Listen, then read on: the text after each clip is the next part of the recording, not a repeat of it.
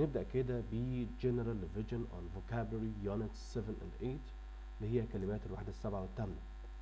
فبنبدأ بكلمة all in all معناها في المجمل.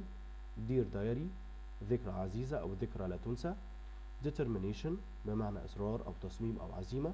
Determine يصمم أو يحدد. Determined مصمم أو عازم ودي صفة. Encouragement بمعنى تشجيع، جاية من الفعل encourage يشجع. وسريعا كده encourage ممكن يجي بعد منه verb ing مباشرة. لما لو جه بعد منه object المفعول في الحالة دي هنجيب to plus infinitive. عندنا get used to معناها معتاد على، وهيجي بعد منه يا إما noun اللي هو الاسم أو verb ing فعل مضاف له ing. خلي بالك معايا يا حبيب قلبي ان احنا ممكن نشيل كلمة get هنا ونحط مكانها verb to be أو is or أو was were.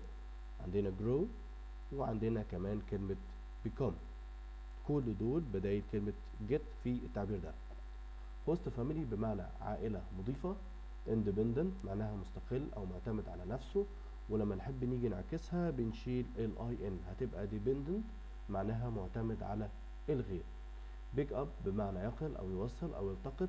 أما عندنا في حاجة اسمها pick up شاحنة. pick up بمعنى شاحنة. عندي بعد كده pick up شاحنة صغيرة. struggle بمعنى نضال أو كفاح، أما struggle بمعنى يكافح أو يناضل أو يثابر. عندي بعد كده هنا alternative بمعنى بديل أو مختلف، وجاية من الفعل alter بمعنى يغير أو يبدل. عندي argument بمعنى جدال أو حجة أو خلاف، وهي جاية من الفعل argue بمعنى يجادل أو يكافح. connect معناها يربط أو يوصل، وغالبا بيجي مع حرف الجر to. connect to يوصل شيء بشيء.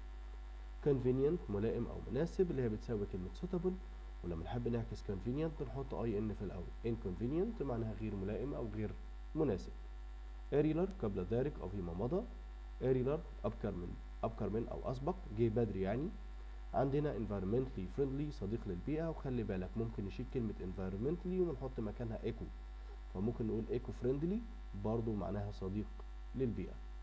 expansion توسع أو تمدد، وهي جاية من الفعل expand. عندنا facilities تسهيلات امتيازات مرافق مواهب أو خدمات. high tech ذو تقنية عالية. network بمعنى شبكة. on أو in behalf of معناها بالنيابة عن أو لمصلحة. عندنا passenger مسافر أو مراكب. public transport المواصلات العامة. public بمعنى عام أو شعبي، ديت ما بين الناس. أما كلمة general معناها عام، وديت تخص الأفكار، عام تخص الأفكار. respond بمعنى يرد أو يستجيب، وغالبا بيجي مع حرف الجر to. respond to. عندنا satisfactory مرضي أو كافي، ودي صفة وهي جاية من الفعل satisfy. عندنا significant بمعنى هام أو مؤثر أو ذو مغزى أو ملحوظ. system نظام أو شبكة. transport وسائل النقل أو المواصلات، وممكن تنفع فعل بمعنى ينقل أو يزرع عضو. طبعا نخلي بالنا في كلمة احنا كنا أخدناها بمعنى يزرع عضو السنة اللي فاتت اللي هي transplant. transplant بمعنى يزرع عضو. the underground مترو الأنفاق، أما كلمة underground تحت الأرض أو دي بتكون بالنسبة لي صفة أو. بنبدأ بالجملة الأولى. the secretary told me that السكرتيرة قالت لي that the manager إن المدير had left an hour earlier إن المدير مشي ساعة بدري النهاردة. number 2 huge ships السفن الضخمة passengers and goods between Egypt and Saudi Arabia. السفن الضخمة بتعمل إيه ما بين الركاب وكمان البضائع، اللي جاب عندي هنا transport بمعنى ينقل. وخلي بالك يا حبيبي إن كلمة goods بمعنى بضائع ده دايما اسم جمع فقط، ملوش معنى أو ملوش مفرد آسف. فجودز اسم بجمع فقط بمعنى بضائع. عندي بعد كده using forms of public will help solve the traffic problem. قال لنا ان احنا نستخدم اشكال وسائل النقل العام هيحل لنا مشكلة المرور، فالاجابة عندي هنا هتكون transport. طب نخلي بالنا برضو ان كلمة traffic اللي هو الازدحام المروري ده uncountable noun، ده اسم غير قابل للعد. عندنا the 6 أكتوبر أسوان railway خط السكة الحديد الرابط ما بين أسوان و 6 أكتوبر ونوت كايرو تو upper Egypt ده هيوصل مصر بصعيد أو يوصل القاهرة بصعيد مصر، فالإجابة connect. وطبعا زي ما قلت لحضرتك فوق إن بيجي معاها حرف الجر to. Number 5 Mr. أيمن hasn't not to my questions yet. الأستاذ أيمن ماله أو لم يعمل إيه للطلب بتاعي حتى الآن، فالإجابة هتكون responded لم يستجيب. hasn't responded معناها لم يستجيب. Number 6 قال لنا the نقط of cities mustn't be at the expense of farmland. طبعا إيه اللي بيحصل في المدن ما يكونش على حساب الأراضي الزراعية، فالإجابة هيكون expansion معناها التمدد أو التوسع. خلي بالك كلمة farmland معناها أراضي زراعية. عندي بعد كده number 7 I came across one of my old friends the other day. طبعا نخلي بالنا ان كلمة came across معناها يصادف. يعني ايه يصادف؟ يعني يلاقي صدفة. قال لنا هنا the phrasal verb came across، قال لنا أصادف ده. in the sentence can be replaced by، ممكن نشيله ونحط مكانه ايه؟ الإجابة هتكون عندي هنا encountered معناها يجد بالصدفة. number 8 successful people الناس الناجحة struggle to reach their goal. قال لنا الناس الناجحة بتكافح عشان توصل أهدافها. قال لي هنا دي antonym هنا معناها المضاد، هو عايز مضاد يكافح. struggle هنا معناها يكافح. طيب يا ترى ايه مضاد يكافح؟ الإجابة هتكون عندي هنا give up بمعنى يستسلم أو يقلع عنه. number 9 meeting you for the first time إني أقابلك للمرة الأولى is not I will never forget. إني أقابلك للمرة الأولى دي dear diary ذكرى لا تنسى I will never forget عمري ما هنساها. number 10 I was a stranger in London. أنا كنت شخص غريب في لندن. a stranger هنا معناها شخص غريب. I stayed with not family. وطالما أنا شخص غريب في لندن أجنبي في لندن، فبالتالي أنا هدور على host family عائلة مضيفة أقعد معاها لمدة الدراسة. قال لي هنا 4 year study تمام، لمدة دراستي اللي هي وصلت 4 سنوات. احنا دلوقتي بنحل في page 7، فبيبدأ بيقول لي my daughter her exams until next weekend. قال لنا بنتي مش هتكون خلصت امتحاناتها قبل اسبوع عطلة الاسبوع المقبل. طبعا خلي بالك ان until غالبا بيجي لها جملة منفية غالبا يعني، وطبعا عشان عندي هنا next weekend فالإجابة هتكون عندي هنا won't have finished. بنتي مش هتكون خلصت الامتحانات بتاعتها قبل الجمعة أو قبل عطلة الأسبوع المقبل. number 2 I expect we not all the work by 5 o'clock this evening. أنا أتوقع إن إحنا هنكون خلصنا كل الشغل قبل الساعة 5 هذا المساء، فالإجابة هتكون عندي هنا will have done. طيب أنا عندي number 2 هنا فيها فكرة يا شباب. طب لو جاب لي في الامتحان قال لي expect to، في الحالة دي أنا مش هينفع أستخدم have، معذرة مش هينفع أستخدم will. أمال الحل إيه؟ قال لي الحل إن إحنا هنستخدم have plus past participle اللي هو هيبقى عندي هنا done. يبقى أنا لو عندي هنا قال لي expect to يبقى أنا عندي هنا هجيب have وبعد منه past participle. number 3 مجدي finished work by 8 o'clock tonight. مجدي هيكون خلص شغله قبل الساعة 8، فالإجابة هتكون عندي هنا will have. number 4 the clear sky السماء الصافية makes me think بتعتقد that it's not another sunny day. ده هيخليني ان هكون ده يوم مشمس مرة تانية، فالإجابة هتكون هنا عندي هنا is going to be لأن ده تنبؤ قائم على ديلي. number 5 قال لنا to the radio or can I turn it off. فطبعا هو بيسأله سؤال، قال له هو انت بتسمع الراديو ولا تطفيه؟ فطبعا ده استماع في حالة الاستمرار، فالإجابة هتكون عندي هنا A are you listening. طب ليه ما اخترتش you are listening يا مستر؟ لأن you are listening المفروض إن احنا نحط آخرها full stop، إنما دي هنحط آخرها question mark. number 6 our deep freezer الديب فريزر بتاعنا at the moment. يا ترى الديب فريزر طبعا عشان عندي هنا at the moment بستخدم am و is و are والفعل مضاف من يجي، فأنا هستبعد C و D. طب الديب فريزر بتاعنا هيصلح ولا بيتصلح؟ زي ما انت قلت كده بيتصلح، فالإجابة هتكون هنا is being repaired، يبقى الجملة ديت passive مبنية للمجهول. number 7 scientists a cure for most diseases by 2050. العلماء هيكونوا اكتشفوا علاجات لمعظم الأدوار أو الأمراض قبل سنة 2050، فالإجابة هتكون هنا will have discovered. number 8 I think several species of plants and animals disappeared by 2150. لأن أعتقد إن هيكون عندنا فصائل مختلفة أو فصائل عديدة من النباتات والحيوانات هتكون اختفت تماما قبل سنة 2150. فالإجابة هتكون هنا will have. طب ليه يا مستر ما اخترتش will have been؟ أولا disappear بمعنى يختفي، ده فعل لازم، وزي ما احنا اتفقنا أو زي ما المعلومة بتقول لنا إن الأفعال اللازمة لا تحول للمجهول. تمام يا فاضل؟ فأنا عندي هنا الإجابة will have disappeared، هيكون اختفت قبل سنة 2150. Number 9. Mr. Ashraf checking our exam answers by Monday. طبعا نخلي بالنا checking ده فعل مضاف لنجي بسبب finish، هي اللي هتفرق معايا هنا finish. أما طبعا اللي هيفرق معايا هنا بقى أكتر في الجملة by Monday قبل يوم الاثنين. طبعا طالما قبل يوم الاثنين يبقى أنا ده حاجة مستقبل، يبقى استخدم will have تصريف ثالث، فالإجابة هتكون هنا will have finished. Number 10. قال لنا we not in Cairo for 5 years next month. احنا هنكون في القاهرة بقى لنا 5 سنين الشهر اللي جاي، فالإجابة هتكون عندي هنا will have been. بعد كده بنروح ليونت 9 and 10. فبنبدأ بأول كلمة arise from، arose from، arising from بمعنى ينتج عن أو ينشأ من. come from ينتج من أو ينشأ من.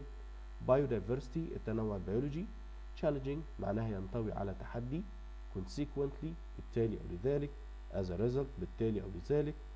conservation بمعنى محافظة البيئة وحماية البيئة أو الحفظ. عندنا conservationist محافظ على البيئة. expedition بعثة استكشافية. however ومع ذلك وبالرغم من ذلك. inhabit بمعنى يسكن أو يقطن، واللي هي جاية منها inhabitant.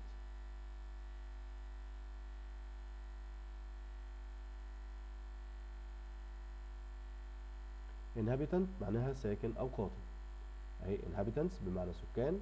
lead to بمعنى يؤدي إلى أو ينتج عنه. خلي بالنا lead to من ضمن الأفعال اللي بيجي بعد منه verb ing.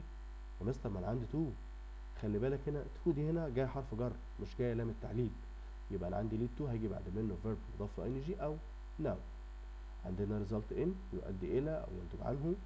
native inhabitants السكان المحليين. native بمعنى محلي ودي صفة. عندنا preserve بمعنى يصون أو يحمي. scholarship منحة دراسية. so that لكي. species بمعنى نوع أو أنواع. voluntary تطوعي ودي صفة. volunteer يتطوع أو متطوع وده verb أو noun. volunteering العمل التطوعي أو التطوع. عندي number unit 10 بيقول لي battle بمعنى يحارب أو معركة.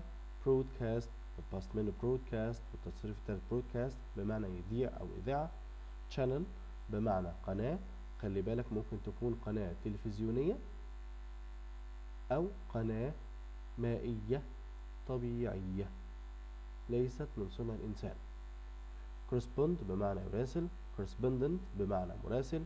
creep الباست منه crept يتسلل والتصريف الثالث برضه crept. عندنا deliberately بمعنى عمدا أو بشكل مقصود. fact checker متقصي الحقائق. headline عنوان رئيسي. interview يحاور أو يجري مقابلة. عندنا investigator محقق. journalist صحفي. judge بمعنى قاضي أو يحكم أو يقيم. news channel قناة إخبارية. news reader قارئ الأخبار. nonsense بمعنى لغو أو هراء كلام فارغ كلام ملوش معنى. photographer بمعنى مصور فوتوغرافي. عندنا بعد كده question بمعنى يتشكك في صحة أو يتحقق من مصداقية. digital nomen رحال رقمي. drum بمعنى طبلة أو يطبل. drummer طبال. editor رئيس التحرير.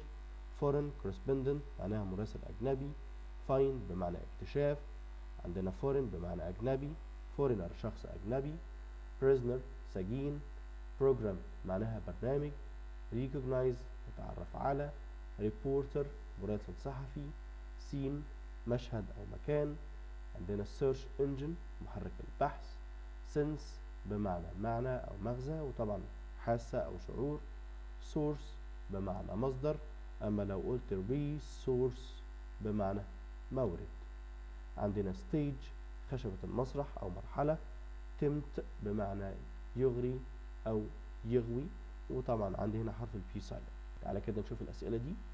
قال لنا is a television station، قال لنا محطة تلفزيونية تعالى كده نبص على التشويسز اللي موجودة عندي هنا. اختار نيوز تشانل، قناة تلفزيونية.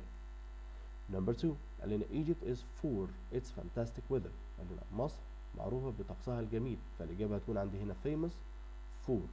طيب يا مستر لو كان شايل لي كلمة for وحطيت لي مكانها كلمة with، ممكن نحط في الحالة دي popular with هي famous for.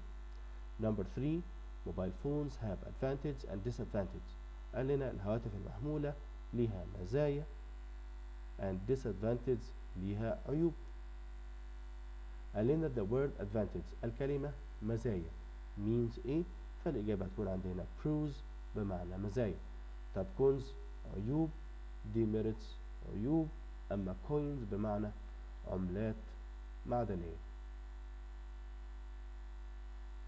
Number 4 Mr. Baligh had his trip to Luxor before all tickets were sold out.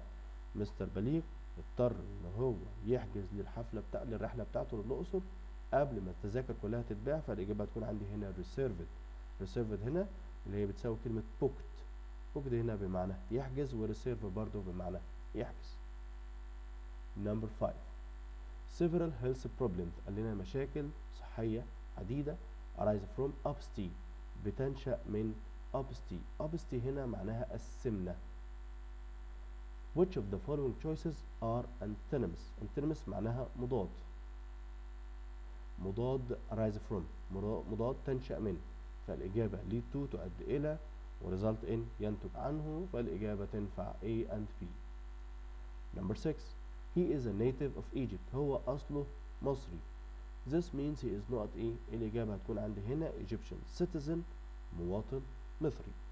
Egypt encourages foreign investment. قال لنا مصر بتشجع الاستثمار الأجنبي، فطبعا investment معناها استثمار.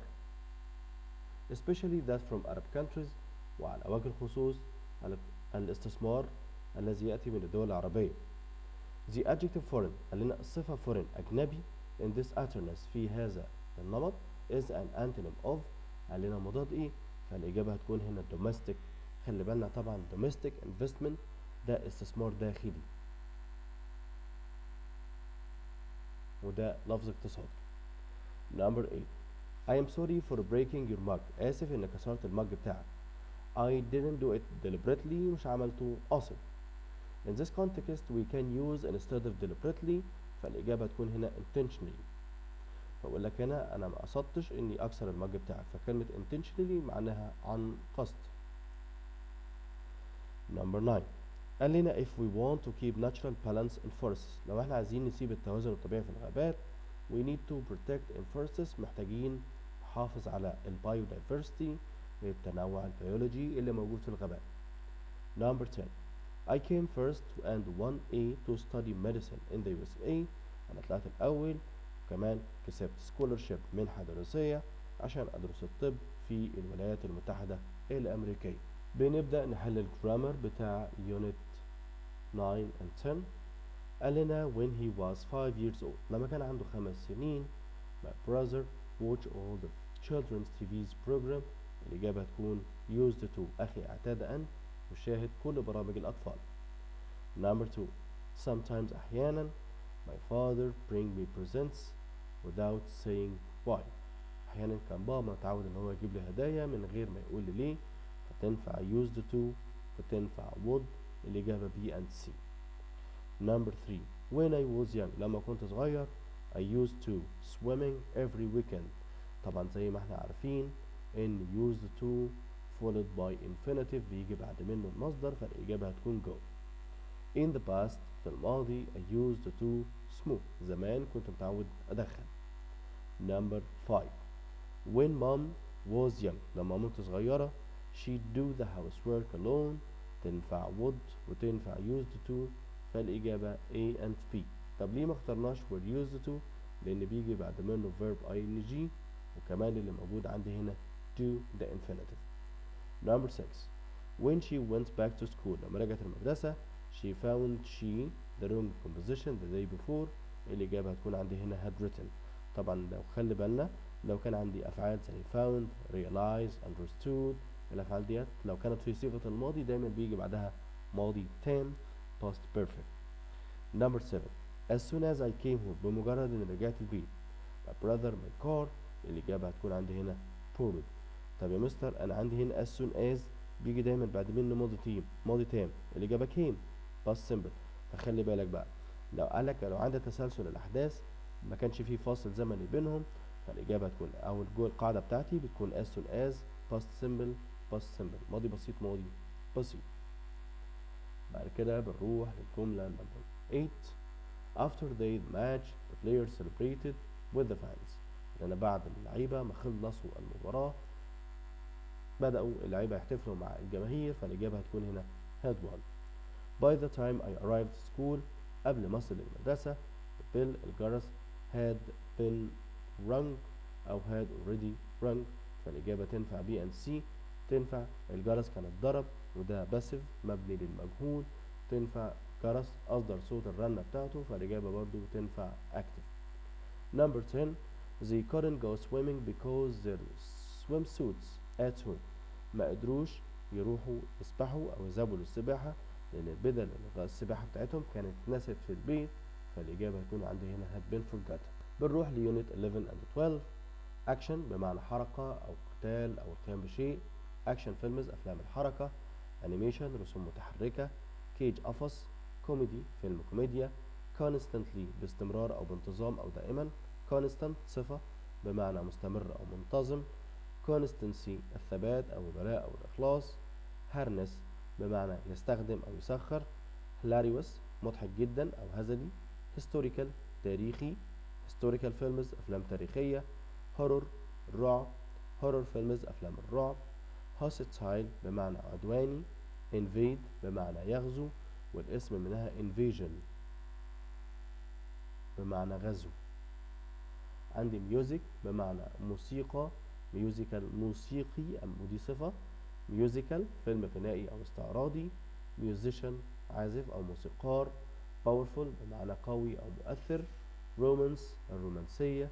romantic رومانسي أو حالم أو خيالي.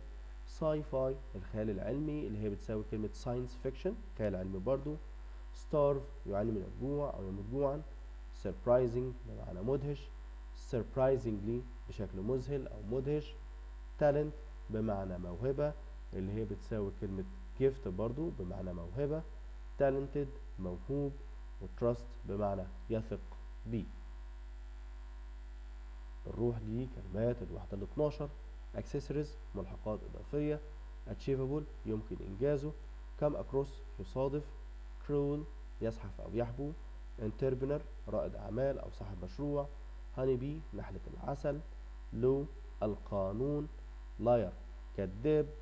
measurable قابل للقياس أو ملحوظ. objective هدف وتنفع معناها موضوعي والكلمة دي هتنفعنا السنة الجاية. outfit طقم ملابس. profit فايدة أو يستفيد. range بمعنى سلسلة أو مجال. recipe وصف الطهي. relevant ملائم أو مناسب ولما نحب نعكسها بنكتب IR في الأول. relevant to خاص أو متصل بيه. resign يستقيل. set a goal يحدد هدف. specific بمعنى تفصيلي أو دقيق أو محدد. عندنا stretcher محفة أو نقالة. tear up الباست منها tore up والتصريف الثالث turn up بمعنى يمزق. time bound معناها موقوت أو له خطة زمنية. treason الخيانة العظمى. وترك بمعنى يخدع أو خدع.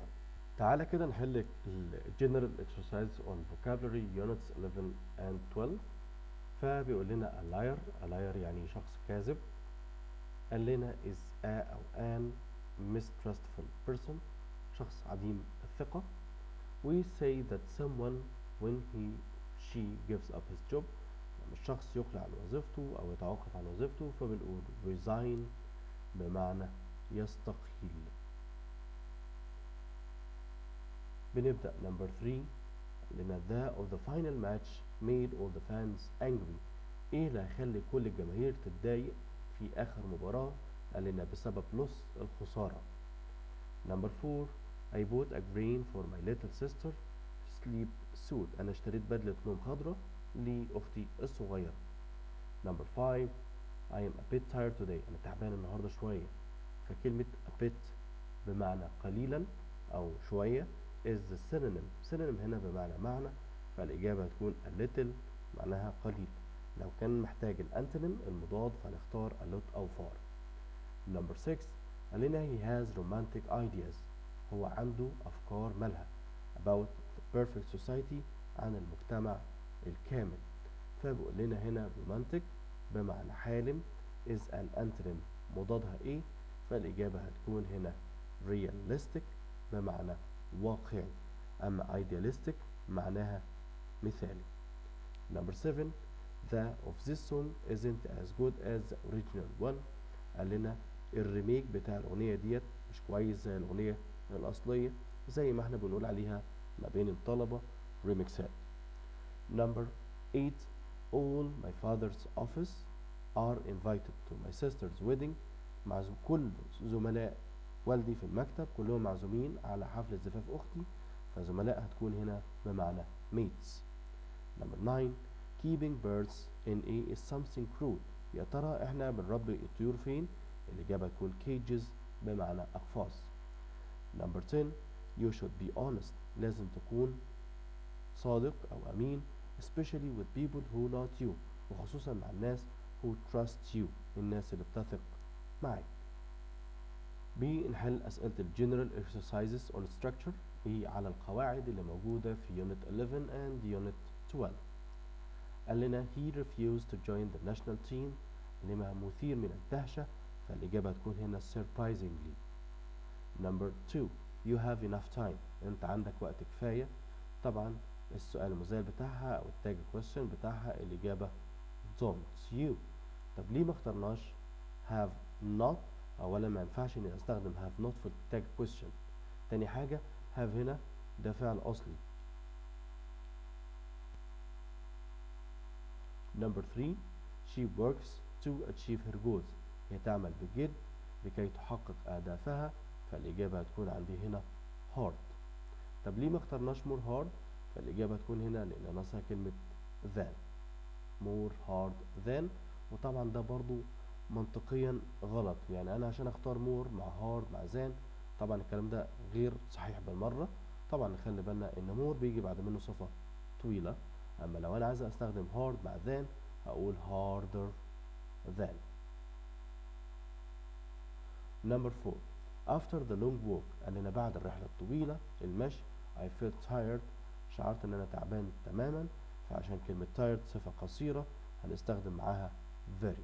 اما absolutely و completely و totally بيجي معاهم صفة قوية زي كلمة exhausted.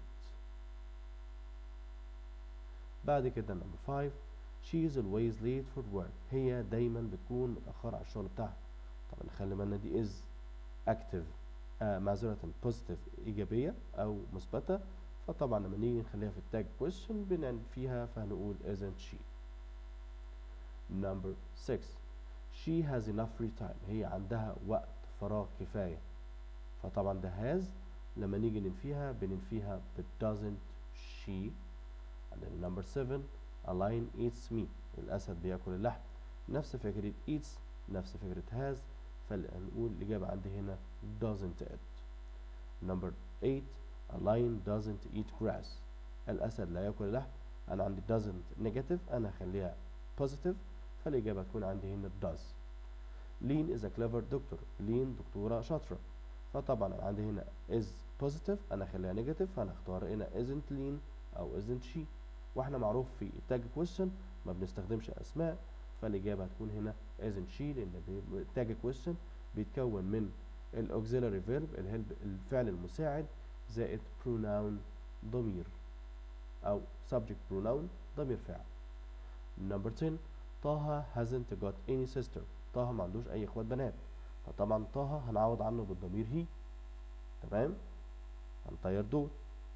طيب وأنا عندي هنا hasn't negative صح، هنخليها positive، فالإجابة تكون عندي هنا has he.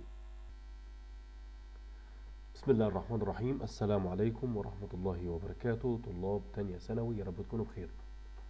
إن شاء الله النهاردة بنكمل حل General Exercises collected from Student Book and Workbook اللي هي التدريبات العامة المجمعة من كتاب الطالب والتدريبات في ملحق المعاصر 2025 الترم التالي. تعالوا كده نبدأ مع بعض practice exercises number 1. فبيقول لنا هنا I am going to my brother up from the airport when he arrives. طبعا الفكرة كلها في كلمة up. الإجابة هتكون عندي هنا pick up بمعنى يقل أو يوصل. Number 2 I love this sports club. أنا بحب النادي الرياضي ده because all my favorite sports are here. لأن كل التسهيلات الرياضية موجودة عندي فهختار هنا facilities. نخلي بالنا difficult صعوبات obstacles عقبات drawbacks عيوب تقريبا نفس المعنى. Number 3 when you travel abroad لما تيجي تسافر خارج البلاد you might before you get used to the new style of life. فالإجابة هتكون عندنا struggle. انت هتكافح قبل ما تتعود على شكل الحياة الجديد اللي موجود هناك. Number 4 I am sorry I can't go to your party. آسف أنا مش هقدر أروح الحفلة بتاعتي. نكتب كده جنبها ترتيب مسبق أو حدث يمنع حدث. فالإجابة هتكون عندي هنا I am going to the dentist this afternoon. أنا رايح لدكتور السنان هذا المساء. Number 5 a technician the air conditioner before we move into the new house. قال لنا الفني هيكون كشف على أو هيكون فحص التكييف قبل ما ننتقل المنزل الجديد. فالإجابة هتكون عندي هنا will have checked. Number 6 by this time next week. قبل الوقت ده الأسبوع اللي جاي I will have finished all my exams. هكون خلصت امتحاناتي كلها. Number 7 the police were on the car accident in minutes. قال لنا الشرطة كانت متواجدة في مشهد حادث الجريمة. فالإجابة هتكون عندي هنا C. Number 8 قال لنا علي too loud music. It is so annoying. علي دايما بيسمع مزيكا بصوت عالي والأمر ده بالنسبة لي annoying مزعج. فهنستخدم always مع present continuous. فالإجابة هتكون عندي هنا is always listening. Number 9 the Cairo Metro Network. شبكة مترو القاهرة is now a lot bigger. قال لنا بقت أكبر and the network is in progress. وأعمال التوسع أو التمدد ما زالت قيد التقدم. فالإجابة تكون عندي هنا expansion. Number 10 قال لنا this man is he betrayed his friends. قال لنا الراجل ده ماله ده هو خان كل أصدقائه. طبعا betray هنا بمعنى يخون وطالما بيخون هيبقى خائن هيبقى الإجابة traitor. Number 11 which test by next week. قال لنا أنهي اختبار هيكون خلصته قبل الأسبوع اللي جاي. فالإجابة هتكون هنا will you have had. Number 12 قال لنا in the play I watched yesterday. في المسرحية اللي أنا شفتها امبارح the hero was for power. قال لنا البطل كان متعطش للسلطة. فالإجابة هتكون عندي هنا hungry for power. so he tried to replace the king. عشان كده هو حاول إن هو يحل محل الملك. Number 13 قال لنا by the end of next century. قبل نهاية القرن المقبل. scientists العلماء a vaccine for cancer. who knows يا ترى من يعرف. طبعا هنا ده بيقول لي احتمال في المستقبل فممكن نستخدم might have discovered. ولو ما كانش عندي might have discovered ممكن نستخدم كلمة may. طب ليه ما اخترناش will have discovered؟ لأن will have discovered ديت مستقبل تام غالبا مؤكد. إنما هو قال لي هنا who knows يا ترى من يعرف. فالإجابة هتكون عندي هنا may أو might مع have مع past participle. Number 14 high tech systems. أنظمة عالية الجودة were used to build this 21st century public system. This helps people to travel easier than before. حاجة ساعدت الناس إنها تنتقل أو تسافر بسهولة. فده وسيلة نقل أو وسائل مواصلات. فالإجابة هتكون عندي هنا transport بمعنى نقل. Number 15 I think the workers that project before the end of the next month. أعتقد أن العلماء أو العمال معذرة workers يعني العمال that project before the end of the next month the task is really difficult. قال لك المهمة هنا صعبة. هيكون العمال خلصوا المشروع ده ولا لأ؟ فطبعا الإجابة هتكون لأ اللي هي won't have finished. بنكمل حل صفحة 25. بنبدأ ب question number 1 we need to do our best. محتاجين نبذل قصارى جهدنا. طبعا نخلي بالنا ممكن نشيل do في التعبير ده ونحط مكانه كلمة try فdo our best أو try our best يبذل قصارى جهده to the variety of species on our planet إن احنا نحافظ على الكائنات أو الفصائل المتنوعة أو المختلفة على الكوكب بتاعنا. فالإجابة هتكون عندنا هنا preserve. طبعا نخلي بالنا يا شباب في عندي كلمة اسمها persevere. persevere ديت يا شباب معناها يثابر، كلمة نحتاجها إن شاء الله في ثالثة ثانوي. Number 2 I am not as lucky as my cousin who got A to study in the United States. أنا مش محظوظ زي ابن عمي واللي حصل على scholarship منحة دراسية to study in the USA أو يدرس في الولايات المتحدة. Number 3 I have an artistic eye. أنا عندي عين فنية and would like to be a when I am older. فالإجابة هيكون عندي هنا photographer، فني تصوير فوتوغرافي، لأنه طبعا بنحتاج الفن. Number 4 a lot of benefits. الكثير من الفوائد can from. فالإجابة هتكون عندي هنا arise from، تنشأ من voluntary work العمل التطوعي for people of any age لأي حد من أي سن. Number 5 I wish I more for this test. I can't answer a lot of the questions. طبعا نخلي بالنا يا شباب ان احنا التركيبة ديت برضو موجودة معانا ونكملها ان شاء الله السنة دي والسنة اللي جاية. I wish طبعا بنجيب بعد منه subject الفاعل زائد past simple فعل ماضي بسيط. Number 2 برضو السبجكت بتاعي وبعد كده had وباست participle، واخيرا السبجكت وعندي هنا could او would plus infinitive. طب ايه الفرق اللي بينهم؟ قال لي لما اجيب I wish مع الفاعل مع الباست سيمبل ده اسمه تمني مضارع، بتمنى حاجة تحصل دلوقتي بس انا عارف انها مش هتحصل. طيب number 2 I wish زائد الفعل زائد has plus past participle. اما التركيبة دي يا شباب بنستخدمها للوم والندم او تخيل في الماضي. طب عندي wish plus subject plus could او would plus infinitive ده تخيل بس في المستقبل. طب تعالوا كده نشوف المثال بتاعي. اول حاجة كده احنا هنطير study وهنطير have studied، فاضل عندي will study، فاضل عندي had studied. I wish I for more this test. يا ريتني كنت ذاكرت للامتحان. خلي بالك كده من طريقة الكلام او من الترجمة هيكون عندي هنا had studied. ليه؟ لان بيقول لي I can't answer a lot of the question. مش قادر اجاوب اسئلة كتير. Number 6 I think pollution in large cities is not worse than it used to be. الإجابة هتكون عندي هنا far worse than، أسوأ بكثير عما كان عليه. Number 7 there is only a small difference. في اختلاف بسيط. فطبعا لما يقول لي اختلاف بسيط يبقى درجة المقارنة هنا طفيفة، فالإجابة تكون عندي هنا slightly. This phone is slightly bigger than that one. التليفون ده أكبر بسنة بسيطة أو بدرجة قليلة عن هذا التليفون. Number 8 قال لنا أشرف was surprised to discover. أشرف كان مندهش إنه بيكتشف that he took a higher position in the company، إنه ترقى. فالإجابة دي هتكون passive past perfect، فالإجابة هتكون عندي هنا had been promoted. Number 9 when I went to the mechanics. لما رحت للميكانيكي I was pleased to find that my car well. لما رحت للميكانيكي أنا كنت مسرور لأن سيارتي كانت اتصلحت بشكل جيد، فالإجابة هتكون عندي هنا had been repaired.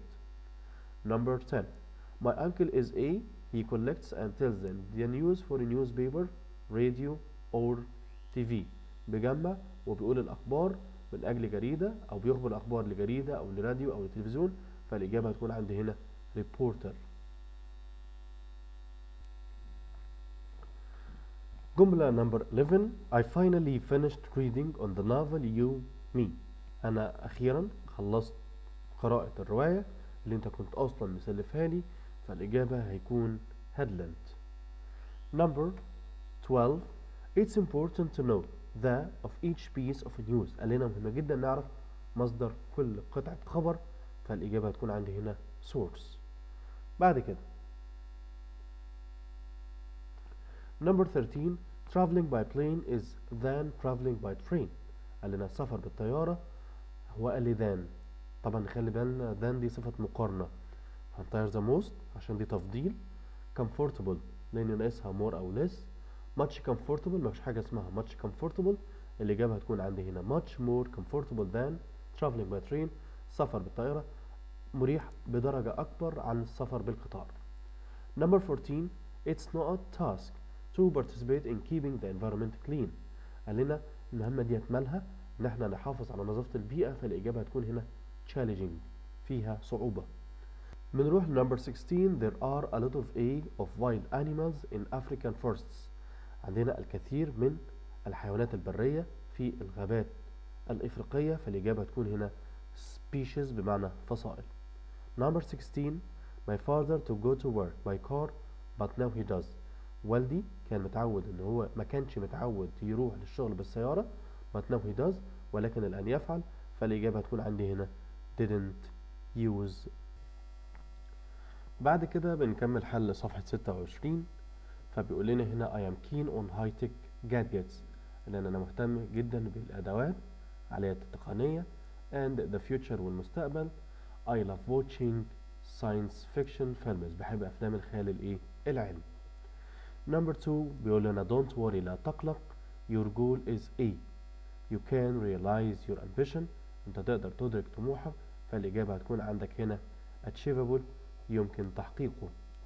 Number 3 there are some good comedies at that moment أو at the moment، عندنا في أفلام كوميدية أو مسلسلات كوميدية في الوقت الحالي. the last one we watched آخر واحدة اتفرجنا عليه was hilarious بمعنى ساخر جدا. Number 4 being rich and famous by the age of 18 is not a very goal for everyone. إنك تبقى غني وإنك تكون مشهور قبل سن 18 سنة ده هدف لا يمكن تحقيقه لكل الأشخاص. Number 5 look over there بص هناك that is the girl mother is a company manager. بص هناك دي البنت اللي مامتها مديرة الشركة، فالإجابة هتكون عندي هنا whose. Number 6 قال لنا my sister can hardly swim. زي ما بنشرح إن كلمة hardly بتساوي كلمة not، فأنا عندي هنا بالظبط أكني كاتب can't، ففي الحالة ديت يبقى أنا محتاج هنا positive إثبات، فالإجابة هتكون عندي هنا can she. Number 7 بيقول لنا the market by the sea، السوق اللي جنب البحر is a place you can buy really fresh fish، مكان تقدر تشتري منه سمك طازج، فالإجابة هتكون عندي هنا where. Number 8 that horror film فيلم الرعب ده was scary كان مخيف جدا، فكلمة جدا هنا يا شباب هنختار كلمة such scary. بعد كده Number 9 before traveling to Italy قبل السفر إلى إيطاليا سلمى on a quick visit to Spain. سلمى كانت أصلا في زيارة سريعة إلى إسبانيا، فالإجابة هتكون عندي had been. Number 10 my brother is a أو an in a local newspaper he likes his work very much. أخويا شغال في الجريدة المحلية journalist صحفي. Number 11 young people الشباب need encouragement محتاجين تشجيع in order to succeed in life لكي ينجحوا في الحياة. encouragement تشجيع بتساوي reinforcement بمعنى تقوية أو تعزيز. Number 12 I didn't know what to أماني، معرفش إيه اللي حصل لأماني so I didn't contact her عشان كده ما اتصلتش بيها، فالإجابة هتكون عندي هنا had happened. طب ليه ما اخترناش had been happened؟ لأن had been happened أو بمعنى أصح إن happened ده فعل لازم، وطالما فعل لازم لا يحول مبني للمجهول، فالتعبير ده أصلا خطأ. Number 13 My uncle had new visions of ruling the company when he was promoted.